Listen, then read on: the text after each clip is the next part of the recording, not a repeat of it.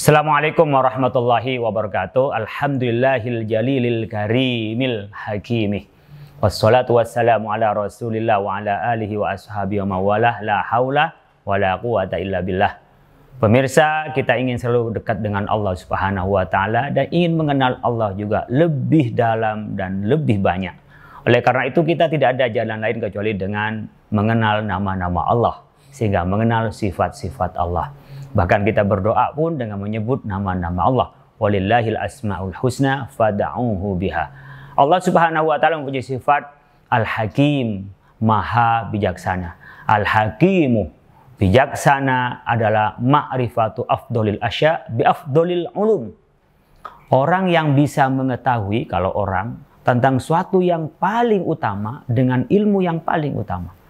Tentu yang mengetahui tentang apa yang paling utama dan dengan ilmu yang paling utama yang mutlak hanya Allah Subhanahu wa ta'ala.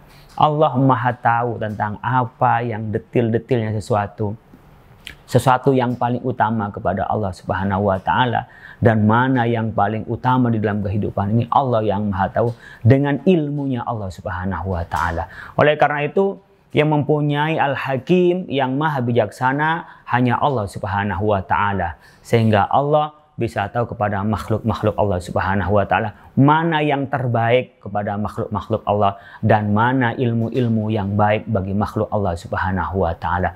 Bagi kita sebagai hamba Allah Subhanahu wa ta'ala, tentunya kita ini ingin mengenal sesuatu yang baik dengan ilmu yang baik.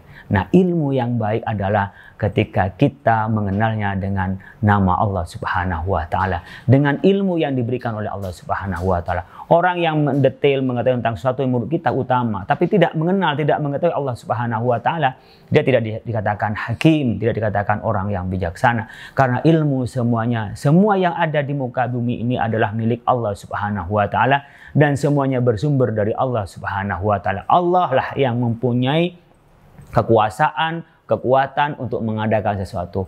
Maka tidak dianggap bijaksana, tidak sangat hakim ketika orang mengenal terhadap hamba-hamba Allah tapi tidak mengenal terhadap Allah Subhanahu wa ta'ala. Seringkali kita melihat ilmuwan yang pandai meneliti, pandai tentang bagaimana alam ini, bahkan menemukan temuan baru yang itu menjadi mercusuar di dalam keilmuannya, tapi kalau tidak mengenal Allah itu tidak disebut dengan hakim.